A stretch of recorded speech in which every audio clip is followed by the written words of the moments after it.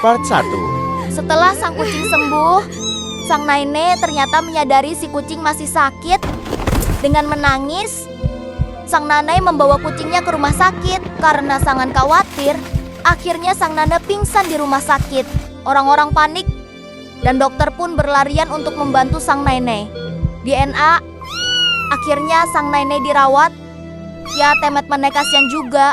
Setelah nenek dirawat, terus kucingnya dirawat dan disuntik, kembali dimandikan oleh dokter dan dibersihkan.